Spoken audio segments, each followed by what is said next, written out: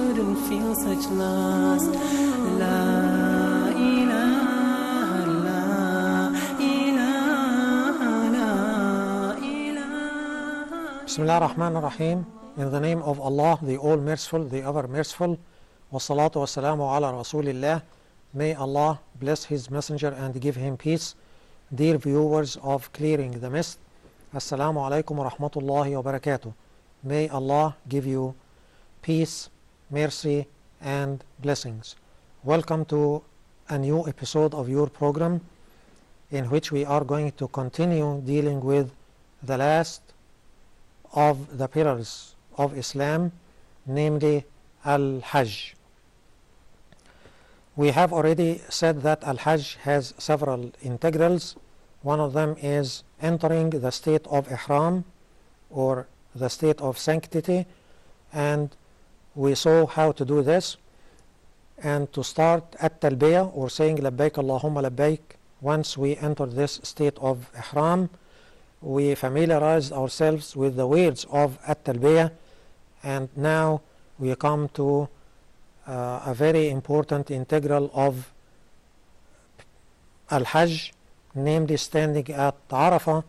We have a prophetic hadith in which the Prophet, blessing and peace be upon him, says, Al-Hajju Arafah, that's pilgrimage is Arafah. This is the essential integral. All integrals are important, of course, but there is no pilgrimage without standing at Arafah. Let's familiarize ourselves with what's meant by standing at Arafah. It is being present in Ihram and in full possession of one's faculties at Arafah on the 9th of Dhul Hijjah between the noon prayer and the dawn of the 10th, chanting Labbaik. Here we have several. Arafah, of course, is a certain place close to Mecca al-Mukarramah. One has to be present. One has to be in the state of Ihram. One should be in one's full faculties, completely sane, and this should take place on the 9th of Dhul Hijjah between the noon prayer, not before that, and the dawn of the 10th day of Dhul Hijjah, the last month of the lunar calendar, not after this. And one should be chanting Labbaik, which we have already seen that this should be done immediately after one enters into the state of sanctity or the state of Ihram. Another integral of Al-Hajj is At-Tawaf. At-Tawaf. By At-Tawaf we mean circumambulation. By circumambulation we mean going around the Kaaba 7 times anti-clockwise in the opposite direction of the hands of a clock, ending where one began, namely at the black stone. Then one starts at the black stone and ends at the black stone, making sure that he or she has made 7 complete rounds or goings around the Kaaba, which is an integral, Tawaf being an integral of Al-Hajj. Another integral is As-Sa'i, and this is defined as going between As-Safa and Al-Marwa. As-Safa and Al-Marwa are 2 small mountains or 2 mounts which are located inside Al-Masjid Al-Haram, the holy sanctuary in Mecca. In previous times they were outside the Al-Masjid, but now they are part of it. How can one do As-Sa'i? We start with As-Safa, not Al-Marwa, where we are going to end. One ascends Al-Safa, you ascend As-Safa, then descends. You go up and then you go down and walk towards Al-Marwa. You go up As-Safa, you go down, and then you walk towards Al-Marwa. One climbs Al-Marwa, then descends as one did in the case of As-Safa and returns to As-Safa. How many times should this be repeated? This process should be repeated 7 times.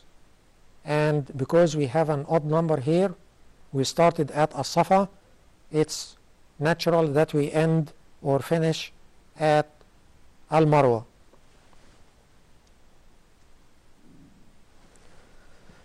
One important thing to do in Al-Hajj is also what we call Al-Jamra, or the stoning site. You should throw pebbles, small stones, at places which we call Al-Jamra, or the stoning sites. Al-Jamra is an enclosed round space with a pillar in the middle of it, and it is located at Mina. Mina is a place very close to Mecca al-Mukarramah. How many of these do we have? We have 3 of these, namely in Arabic Al-Jamratul Kubra, Al-Jamratul Wusta, and finally Al-Jamratul Sughra.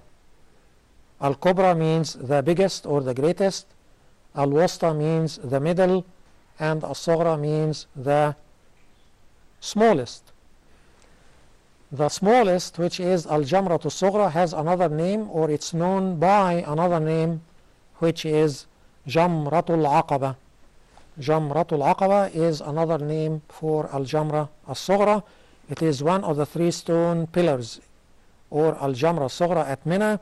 One of the rites of Hajj is to throw at these stone pillars which represent the shaitan.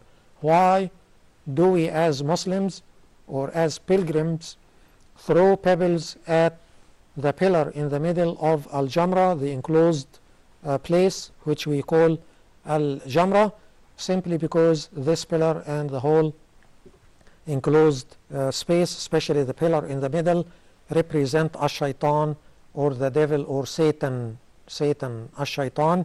And then this means that we are keen on not following Al-Shaitan, and we are not going to be followers of what he instigates us to do. Do we have one single way of performing Al-Hajj? Actually, not. How many ways do you think we have? Yes, 4. If you have already said 4, you are completely right. We call these Al-Itlaq. The first one of these is called Al-Itlaq, and it is the unconditional intention to perform Hajj and Umrah.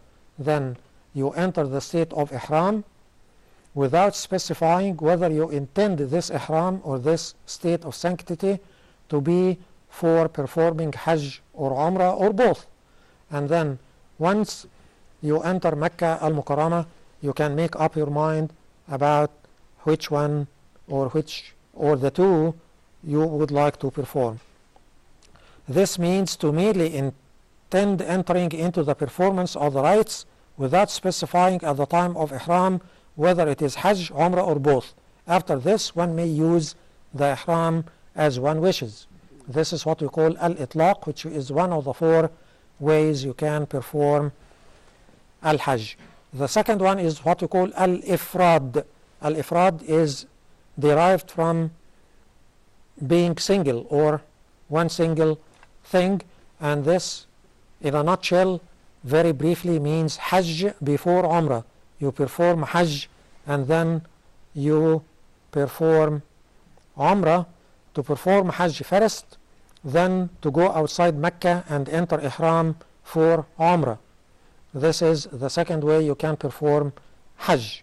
Hajj first, and then you go outside Mecca and enter a state of Ihram, state of sanctity, and for you to be able to start performing Al-Umrah. A third way of performing Hajj or Umrah Hajj is at-tamattu, and by at-tamattu we mean Umrah before Hajj. Umrah before Hajj. And this means to perform the Umrah before Hajj by entering Ihram for Umrah from the Ihram site for people of one's own country, because you have to start al-Ihram.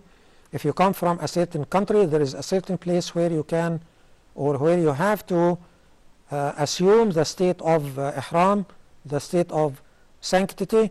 Then if you come from Iraq, you have a different place. If you come from Egypt or from any other country, you should start al-Ihram from this place for pilgrims from your country.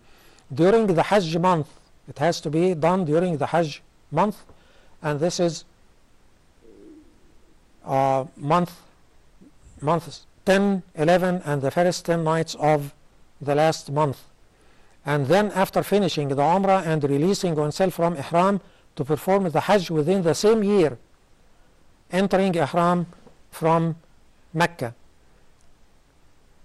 How about the fourth and last way you can perform al-Hajj? This is called al-Qiran, and al-Qiran simply means Hajj and Umrah simultaneously at the same time. How can you do this? You enter Ihram intending both Hajj and Umrah at the Ihram site of your country, and then perform only the rites of Hajj. The H should be underlined, so that one does not have to perform a second circumambulation or a second going between As-Safa and Al-Marwa. If you do Qiran, you don't have to do circumambulation 2 times or to do Sa'i 2 times, but one would suffice for both. Now, what is At-Tahallul? At-Tahallul is simply the release from Ihram, and this is done in 2 stages. Partial Tahallul, which is known in Arabic as At-Tahallul al-Awwal, and full Tahallul, which is known as At-Tahallul al-Thani. Partial Tahallul or At-Tahallul al-Awwal, after the initial stoning at Mina, men have their entire head shaved, or at least 3 hairs removed from the head. As for women, they shorten their hair. After one's hair has been cut, it is sunnah to do a certain supplication. And full Tahallul or Tahallul al-Thani, after the initial release from Ihram, through cutting the hair, one enters Mecca on the same day and performs the going forth circumambulation of the Kaaba. The circumambulation is an integral, without which the Hajj remains unfinished. One remains legally in Ihram regarding one's relation with one's wife. No sexual relation is permitted until the circumambulation is performed, and this is the major difference between At-Tahallul al-Awwal and At-Tahallul al-Thani. And thus we come to the end of our second episode about al-Hajj, which is the 5th pillar of Islam. Until we meet again in a new episode about at-Tahara, purification, including ablution, al-Wudu, and the purificatory bath, al-Ghusl. I leave you in Allah's care. Wassalamu alaikum wa rahmatullahi wa barakatuh.